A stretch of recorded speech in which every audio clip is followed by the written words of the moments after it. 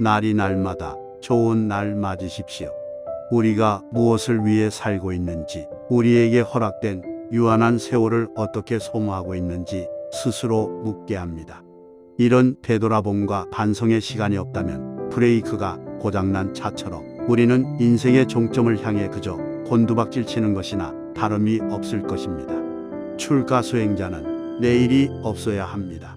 그 내일 때문에 얼마나 많은 세월을 미루면서 허송해 왔는지 내 자신도 이따금 후회합니다.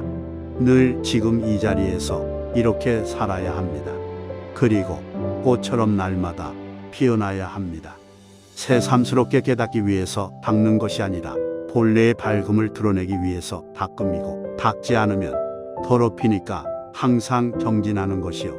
진정한 수행은 새로운 이해로 나아가는 자아교육의 과정입니다. 이 과정을 통해서 우리들의 삶은 보다 풍요로워지고 더 이상 방황을 하거나 두려움에 사로잡히지 않게 됩니다. 진실한 수행은 스스로 발견해 나가는 내밀한 행위이며 눈뜸입니다. 우리는 순례자나 나그네처럼 살아가야 합니다. 옛 사람들은 어렵고 가난한 생활 가운데서도 아주 편안한 마음으로 도를 즐길 줄 알았습니다. 안 빈 낙도 라는 말이 그것입니다. 우리 선인들의 낙천적인 생활 태도를 우리는 배워야 합니다. 어려운 때일수록 낙관적인 생활 태도를 가져야 합니다. 밤낮 우는 소리 하는 집안은 울음에서 벗어날 수 없습니다. 똑같은 어려움 속에서도 잠도 잘 자고 낙관적으로 웃는 사람은 웃을 수 있게 삶이 열립니다. 남들이 보기에 저 사람은 고민거리가 없을 것 같아도 각자 걱정과 근심이 있습니다. 그게 각자 인생의 무게이고 빛깔이고 숙제입니다. 우리 앞에는 항상 오르막길이 있고 내리막길도 있습니다.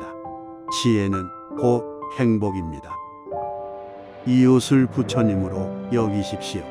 많은 사람 거느리고 일하다 보면 여러 가지로 애로사항이 많을 것입니다. 그때마다 기도하는 마음으로 이웃들을 부처님과 보살로 여긴다면 어려운 고비도 무난히 넘기게 될 것입니다.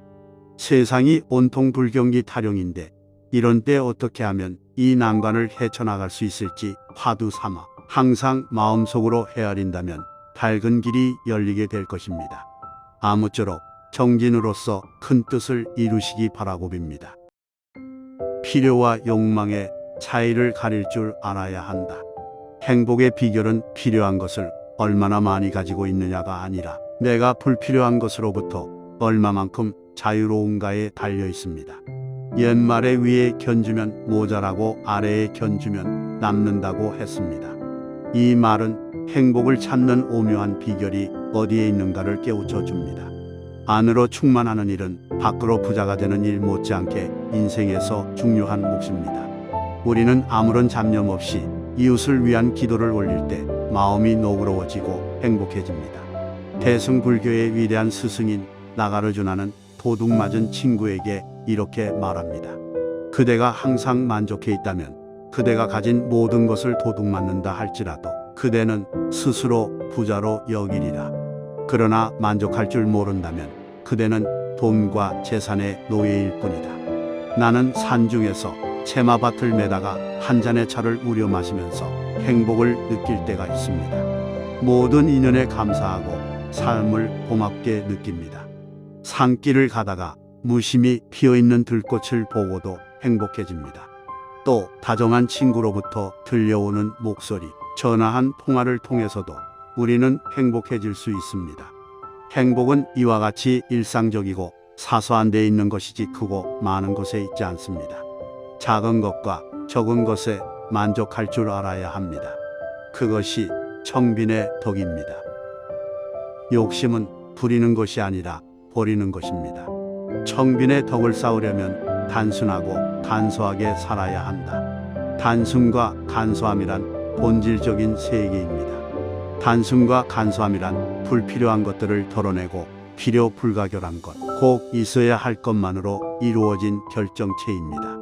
그것이 바로 단순과 간소입니다. 저는 이렇게 생각합니다.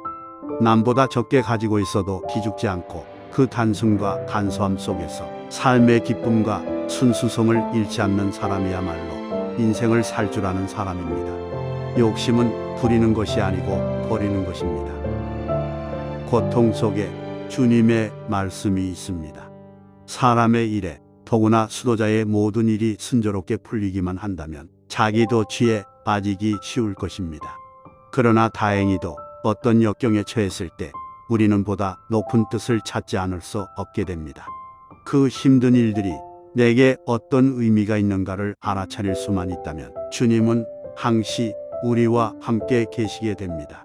그러니 너무 자책하지 말고 그럴수록 더욱 목소리 속의 목소리로 기도 드리시기 바랍니다. 스님, 연꽃으로 오십시오. 야단 맞고 싶으면 언제라도 나에게 오라고 하시던 스님, 스님의 표현대로 현품대조한 지 꽤나 오래되었다고 하시던 스님, 때로는 다정한 삼촌처럼, 때로는 엄격한 오라버님처럼 늘 제 곁에 계셨던 스님. 감정을 절제해야 하는 수행자라지만 이별의 인간적인 슬픔은 감당이 잘 안 되네요. 어떤 말로도 마음의 빛깔을 표현하기 힘드네요. 이젠 어디로 갈까요, 스님? 스님을 못 잊고 그리워하는 이들의 가슴 속에 자비의 하얀 연꽃으로 피어나십시오. 부처님의 미소를 둥근 달로 떠오르십시오.